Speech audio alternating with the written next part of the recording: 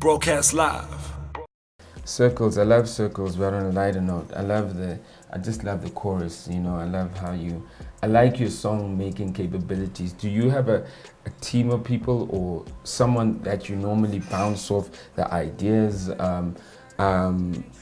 chorus-wise, structure, song-wise, or are you like a one-man? Round and round the circles, making me believe I don't deserve you. Next true fact, the first time I curved you. Now you got the net to tell me I preserved all your time. I stay up all night long, writing songs, but how you did me wrong, my God, it's so strong. I see you forget the things you've done, I'm lost. Every hook, every verse that you heard from me, that's literally off the top of my head. I can trademark that. I ain't never had anybody to help me. The features, however, the people who featured on the project, some of them, they had their own ideas.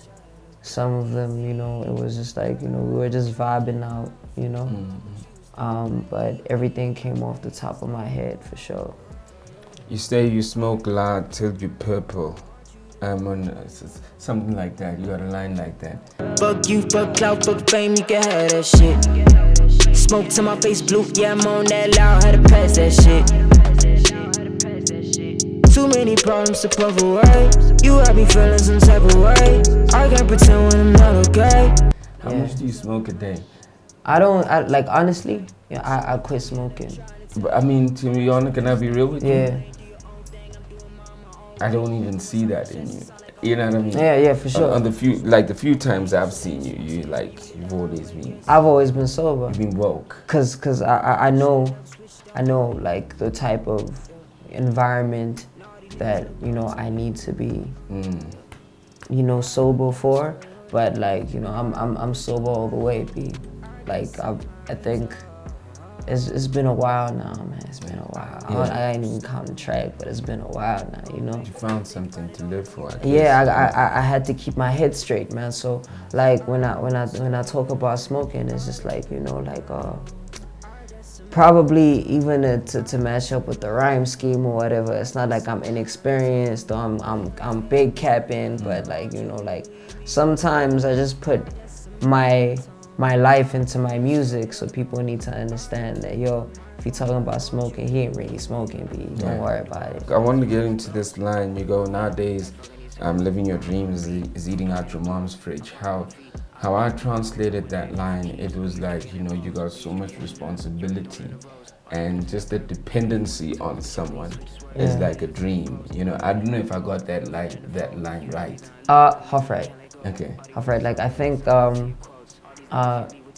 it's like the era of being spoon-fed, the whole silver spoon vibe, you entitled and you think that people just don't go through their own struggles to get to where they need to be. So you feel like everything that's coming your way is a luxury. You know what I'm saying? In fact, no, it's it's not a luxury, it's like a necessity, but it's really a luxury. Cause the dependency on someone, and not having to lift a finger, and you call that living your dream. That's nonsense, B. You gotta go out on the street, you gotta grind, whatever your hustle is, cause there's people who do nitty and grittier things than we do. You know what I'm saying? For them, it's like going through 9 to 5 jobs, then working 5 to 9, and all of that bullshit, man. It's just it's a never-ending cycle of struggle, and there's still people out there who believe that all it takes for you to be aight for the rest of your life is living off of someone else's pocket. And you call that flexing, I got this, but it belongs to your parents, it belongs to your, you know what I'm saying, your family, it belongs to, it's inherited, it's not earned. Are you, when you, just generally from the way you've been nurtured, right? Were you a kid that was given a lot of information? I mean, I know you said you were going through dictionaries, but were you reading a lot of books also? No. But No. do you have the relationship you have with your moms or anyone else older? Was there a lot of information sharing, a lot of communication? Actually, no. Growing up, like, you know, I was always my own guy. I was always on my own wave because, like, I was literally the eldest boy from my immediate family and the only boy until a certain point. Like, so I'd learned to always, you know, be secluded because that's the life that I lived at school. And like, no one taught me anything. I had to watch for myself because everyone else is academic. They're not gonna tell you about how the game is. Sorry. They're not gonna tell you about how the game is. They're not gonna wanna hear any explanations about what you wanna do with your career because all they believe in is books. And like, to them, after school is after school. So you gotta do shit after school. You don't like leave school. You gotta get your, and when I'm talking school, I don't mean like high school alone. I mean like tertiary, all of that shit. Like you gotta go through life, and they believe in a system to me that didn't really feel like a system. It felt like a prison, or it felt like something that was designed for people to fail. In my eyes, you know what I'm saying? Like, cause there's people who go to school and then they can get a bachelor's degree, they can get just a normal degree, they can, you know, like they can succeed in school, and then like only to get out of school and not have a job and not make any money, and they're just sitting on the experiences, and jobs are so limited. So like living off of your own hustle has always been something for me that I had to teach myself at a young age, because I didn't believe in the system. So I needed to do something about it while I was in the system. So I could see that, okay, you know what, nah, from this point on, I need to do this, I need to do this, I need to do this in order to improve not only myself, but for the next 5 years, let's say the short-term goal is 5 years. Yeah. From that 5 years, I need to learn how to do this. I need to learn how to do this and apply every bit of my knowledge and every bit of my experience into something that needs to develop into the next 15 years and the next 20 years going forward. You know what I'm saying? Like that's how I feel about, you know, the whole school system, like for me. But obviously it works out for some people, because genuinely I will not shoot down education and be like, yo, like it don't do shit for nobody. You know what I'm saying? Like, because there's people out there who are thriving in boardrooms, people out there who are thriving in classrooms, doing more and more education for themselves, and they apply it to their own family businesses, or they apply it to, you know, their own side hustles. You know what I'm saying? Like, and that type of, you mix street smart with the smart, yeah, the book smart. You know what I'm saying? Like, you mix that, and then just makes, you know, something for them. But for me, I felt like that wasn't it. That wasn't it. I couldn't be there, because like I didn't fit in, or I didn't feel like, you know, this was gonna do me any good. But that's me. That's just me, bro. Like, that's how I see the system. So there's this thing that was created in the world, and which allows people to be regulated. It's called academics. Yeah. It's housed in this classroom, and you carry on and you study tertiary, and then you continue and it gets you a job. So it regulates the pattern of your life. Now, this thing has been done because a lot of people can fit into it, meaning a lot of people can fit into it. Then there's these odd type of people who struggle to fit into it, even if they put their energy in it. These people that struggle to fit in it almost have another destination. Their destination is to create, they can either fail completely, or if they got the heart that you have, they create new worlds, another path for other people. Do you know what I mean? And they started with their own talents, stuff they don't pay for, and they build it and they get smarter, and the education they get is relevant or relative to where they grow, you know. So you gotta, the fact that you acknowledge school, because as you grow, you're gonna need someone in that school to do something else for you, whether it's a business person, whether it's whatever. Speaking of, KK the First, producer for Palm Trees, I went to high school with that guy. So you meet new connections and all of that. And even on top of that, accounting, like legal, like there's someone who, marketing, there's someone you went to school with is gonna hold a position in a few years that's gonna be making a decision. And if you just do what you do and you open the path and you're consistent, they're gonna think of you first and go, hash, you know what I mean? So don't fear the path. In fact, you're not fearing the path. In fact, I'm encouraging you to keep walking it. Do you know what I mean? Someone else in school is going to say, fuck your life. The same way you're saying, fuck school. Because they know how to stand with 2 feet in school. Yeah. You get in school and you balance. The only thing you remember is that kids were talking shit about you in school. You're an outcast. You literally were in balance. That's really what you carry with school. Yeah. But when you're on your own and you're secluded, you're the most powerful.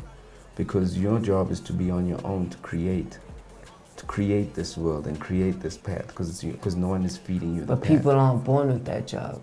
People have to choose that decision, and like they need to know exactly what this entails, you know, because like this, like you know, like your job to be alone and create, and you know, like and just be and become something more outside of the system. Like, but you see, I'm just saying, like, people aren't born with that. You know, but like you were born with it. It's just that you it's almost like you have to find it first, and I only speak because I work your path. But I've been walking it for longer. You understand? Yeah. So I struggled with school, but I know where I need school with the things I need to do. Yeah. And there are people my peers who did well in school, but like now they can go, yo, it's like, yo, you know that world that you're on, let's do the business. So all I'm just saying is that I know what you're doing, but you need your own space. And the only way you need your own space is for you to think and create. It's almost like some guys don't need to think about, oh, I know where the job is. I know how the work is going to come. I know how the money is going to come. You got to think of what the job is, where the money is going to come, how you're going to do it, who the people that you trust to be around. You got to think of all that. Yeah. A school already has a principal. Yeah. You know what I mean? So that's why this time that you have on your own is for you to make the world. And once you do the world well, you can house people in it. And you can grow. And when you house people in it, you're going to need that guy from school, that guy from that. You know what I mean? So I'm encouraging you to keep digging and keep going. It's just the way it is. That's your journey. You're going through this paradox of, I'm famous, yeah, but I'm always on my own to be great. I need my own solitary space, but it's just that, you know, everybody gonna want to touch you. But for you to be able to be worth touching, you need to be on your own. Yeah. Because the power of you is when you're on your own. People want to touch that thing that they don't always see. So your rareness comes when you're on your own. But when you're with them, you're like them. We'll touch him, we'll touch everybody. And that's the thing, like, that type of corruption when it comes with the music, you know, it's like, it's very damning. It's very damning because, like, people go through so much in the industry that other people don't know. Like, for one, the pressure when your icons become your peers, you know, and now you guys are in the same business, and the people that you grew up looking up to are telling you, hey, yeah, you know, you should try this and this and this and this. Meanwhile, you go back to your camp is telling you, hey, dog, listen to the niggas. At the same time, you're so mind-fucked by the situation because you're still new and you don't know what you're doing, but everybody else is trying to give you keys, but you don't know which ones to ignore. I know. You know? And that's how corruption in the mind starts.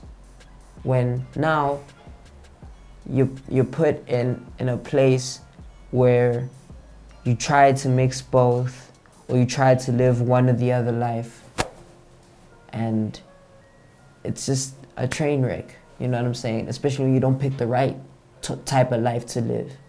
Like when you're on your own, that's the for me. That's a place where I can literally block out anything else that got me to this point. Because some people don't even give you advice because they want to see you grow. Some people just give you advice because they want to see you fail. And they want to be like, oh, he's not doing that thing that made him special no more. Huh, alright, cool. Hey, new kid, come through. Squash this new kid. Make him an old kid. You know what I'm saying? Like, there's just like a lot of fucked up shit that these people do, and it's only to throw you off. It may look like they're supporting you, but it's only to throw you off because some of them deep down just don't want to let go of their spot. You know? That's what I was talking about like earlier on, like with the whole OG situation, when people should know, when it's time to let go. You know? And some people just aren't worth being there with. So you guys are literally talking about equity of like clout in the market, though strong. When you come together, you become stronger. We go through the same struggles on different levels. As a business, you know, I go to guys that like, I go, y'all making money. Why don't we get our money together? And we become stronger to take over this, right? But where we are, we not the levels, right? Because it's exactly, we go through that, but you also, you have to build to get to this level also, right? But you will get to, maybe even sooner. But the challenge that we faced with is that we're not even fucking with niggas. We fucking with white business that doesn't want to open up for us. Yeah. You know, I was speaking with a friend of mine who also owns like doing well, owns like a black agency, and he goes, you know, niggas, you coming in there taking guys 100 millions, this and the third. It's a challenge, it's a problem when you're doing that with them white folks and your own people don't get it. So the battle never stops because no one ever wants you to win because you're always doing it in your own rules. It doesn't get any better. As long as you're not in the rules that everyone understands, you literally always gonna have to keep fighting. It don't stop. For sure. Because life is pretty fucking long, bro. But you gotta enjoy the ride. I mean, yeah, there's gonna be some downs, but you know, at the end of the day, the one thing that just keeps a person holding on is what happens tomorrow if I fail and I let everything get to me? What happens to tomorrow's tomorrow?